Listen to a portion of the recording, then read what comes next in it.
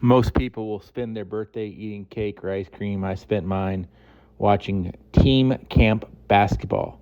And while I was there, I decided, hey, why not talk to some people about current NBA issues? The season technically came to a close last week, this past Thursday, has round 2 of the NBA draft concluded. But prior to that, I think it was right before Game 5 or Game 6 of the NBA Finals, I started by asking Hilliary Scott, Dylan Hall, Cam Shepard, Tyler Buggs, and Cooper Stamb some assorted questions. But I started by asking Hilliary Scott, head coach at Lynchburg, if aliens came down and came to our planet, you're a basketball guy. Who are 5 basketball players you would tell them that they need to see in the National Basketball Association? Number 1, Steph Curry, the way he shoots it, from where he shoots it, just I think an alien would lose their mind to see like how he shoots the ball. Number 2, Anthony Edwards, ridiculous athleticism. Here's where it gets a little dicey for me. I got Wemby on the list just because an alien get dropped down and see a 7'5" player do what he does. Giannis, just athleticism, speed, strength. And then here's I think Ja Morant is one that I have Ja down, but I go back and forth between him and LeBron. LeBron being, 280 and 6'8" and 280 and can, run and jump the way he does. I think, someone who get dropped down on earth would probably figure out what in the world's going on with him. It was my first time talking to Lynchburg assistant Dylan Hall. We'll hear from him on future podcast episodes as well. But Dylan Hall told me the 5 players that he would tell the alien to see. I would agree with Wemby. I think the alien would see Wemby and see someone similar to them possibly. So they would be caught off guard by that. Jokic, just because that's pure basketball poetry right there. Anthony Edwards, because he's probably the best in-game dunker in the league. So for them to witness that. Giannis, same thing with Wemby. He doesn't make sense the way he's that big, that athletic, that fast. And then I would say LaMelo Ball, because he doesn't do anything logical on the court. So it would be a different experience for the alien. Cam Shepard, the head coach of Brookville High School, I also asked him 5 players he'd want an alien to see. Coach Shepard, big NBA fan. And Coach Shepard came at it from a little bit of a different perspective, but he gives his 5 that he would want the alien to see. I think most coaches really, really push the idea of toughness, grit, intensity, being a great teammate. And I think you watch the backup point guard for the Pacers, TJ McConnell. He embodies that, and even keeps them in the game. And he's a guy that a lot of people would say might be a little bit less skilled or things like that. And, it really changes the game when he comes in and with his energy and his pace and his excitement that the crowd feeds off of him and things like that. So that would be one. I think watching a guy like LeBron James, and I know that's probably an obvious answer, but you watch somebody that's played 22, 23 seasons, obviously the guy took care of his body. Obviously he did it the right way. Doing things in the offseason to benefit himself was key. And I think kids need to understand how important that is, that every decision you make can affect your game negatively. So that would be one. Let's see.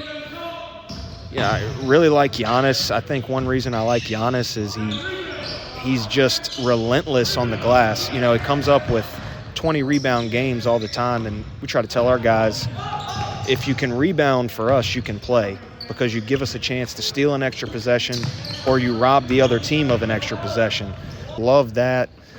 Let's see, 2 more, right? Steph?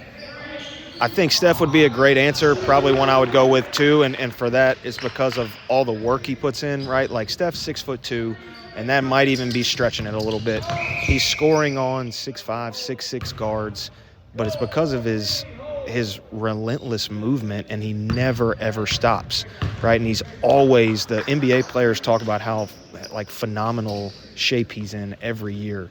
So I think that's probably a really good one as well. And then another guy I was thinking of, was SGA. Just watching the playoffs, you watch SGA is a guy that, if I'm not mistaken, when he was with the Clippers for several years, came off the bench, right? And was either a sixth man or seventh guy off the bench, something like that. And now we're talking about a league MVP. We're talking about a guy who has evolved his game. He's grown his game. He's never settled. And as time's gone on, he's just gotten better and better and better. And that's what you want. You get a freshman in the 9th grade, you want to see him be a completely different player by the time they're graduating. And I think that'd be an awesome example to watch for that. Of course, we had last week Cooper Stamn and Tyler Buggs on. We asked them their 5 must-see guys then. In case you missed it, here is their answer. I'd say my top 5 would be Steph Curry, since he can shoot way better than anybody ever has. I'll go Anthony Edwards, he's just like a walking highlight reel. Same thing with Ja Morant. But everybody wants to see people jump, make crazy plays consistently. I'll go Giannis. Everybody wants to see some freakish dunks. And then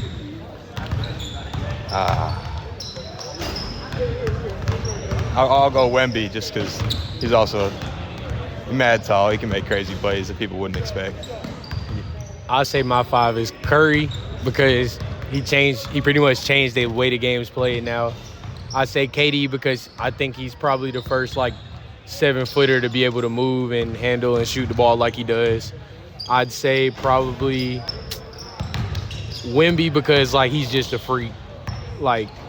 That's self-explanatory. He's just a freak. And then I'd say probably I'd say Kyrie because Kyrie is just the same reason. He's a walking highlight tape, and the way he handles the ball. And then I'd probably say I'd say Ja Morant too, probably, just because he does something crazy every night, miss or make. It's always a highlight reel. So I asked Stam and Buggs, who would their next choice have been for the alien to see? I was going to say Dame because when Dame gets going, I feel like he's just as good of a shooter as Curry. So, and he got range, and everybody wants to see people shoot with range. And then for me, I'd probably say Jokic because the things that he does and the way that he sees the game is just so different than every other player in the league now that I feel like everybody should have to just watch the way he navigates the game at his pace. Hilliary Scott and Dylan Hall also talked about the players who almost made their list for aliens to check out.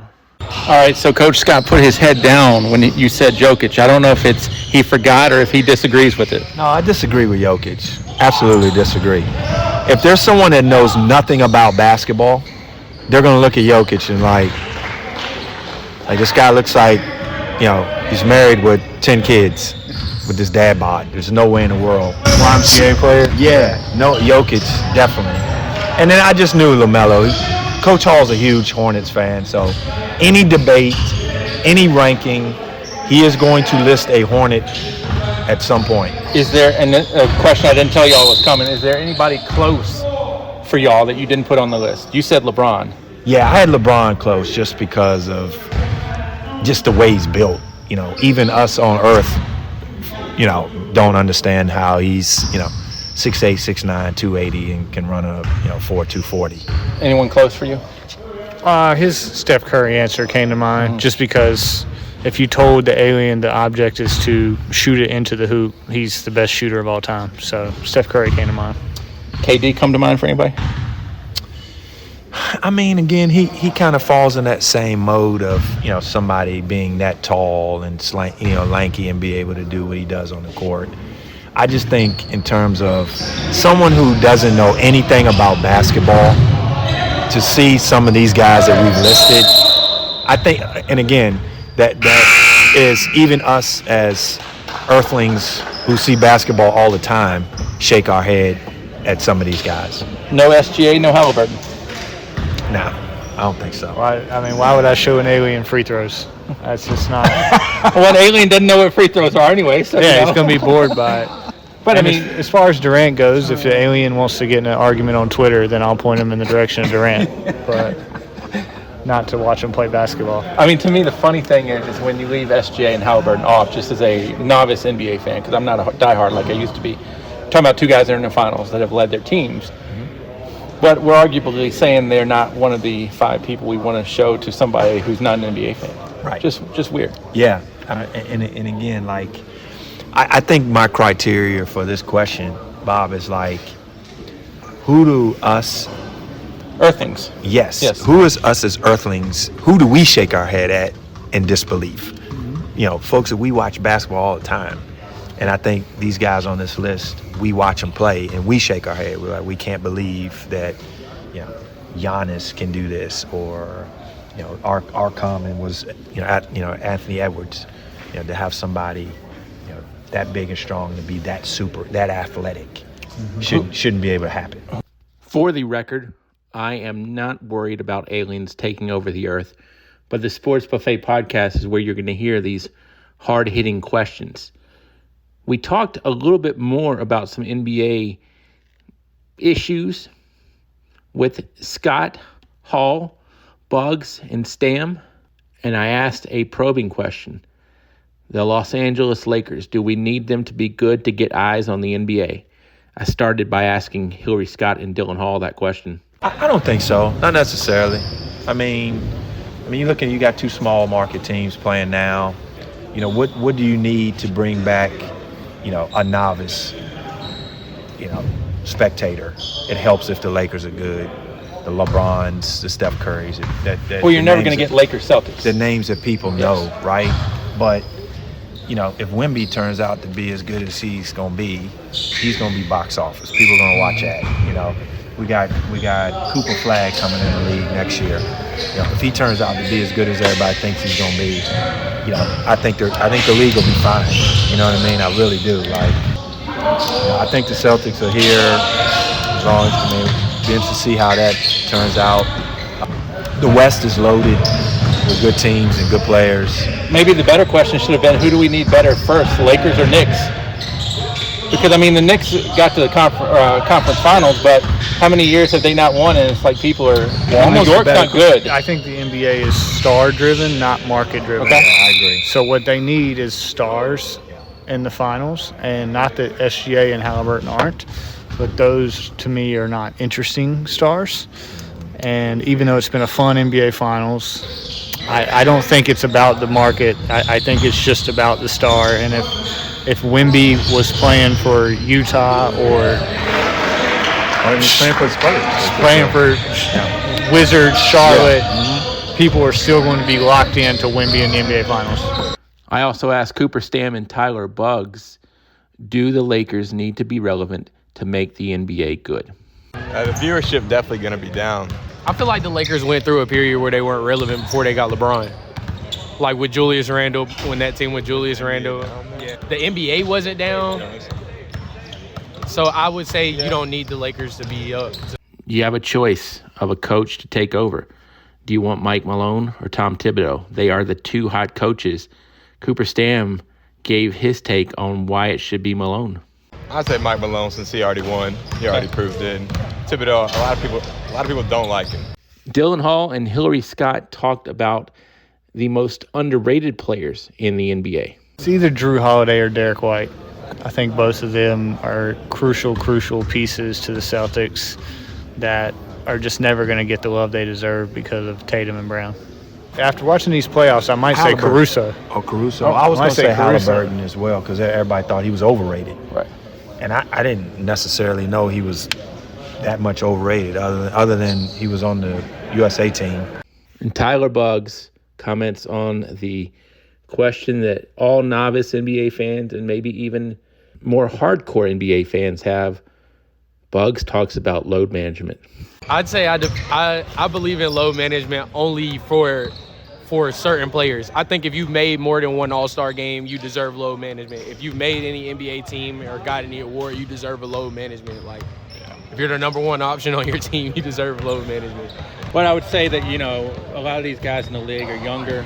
Y'all probably could play 3 games in a day. Right. And y'all are young. So, why do people in the NBA need load management? Now, I'm 46, so, there's a difference with me. But, a normal younger guy, why do they need load management? I say you think about it like it's their job. Like, we see them probably go out there and play 82 games, and we're like, anybody can play 82 games, but that doesn't factor in their 3-a-days. That doesn't factor in the conditioning they have to do, like their lifting and everything. Like, they're still beating their bodies up, just like when we're not watching. Like, so I feel like the load management is just like, say, take somebody who is, 46, you get sick days on work, or you get vacation days from work. So, like, I feel like they deserve that too. Sometimes it's hard to get things up on time, something I've got to do better on. But, hey, I definitely appreciate Dylan Hall, Hilliary Scott, Tyler Buggs, Cooper Stamn, and Cam Shepard for answering my off-the-wall questions.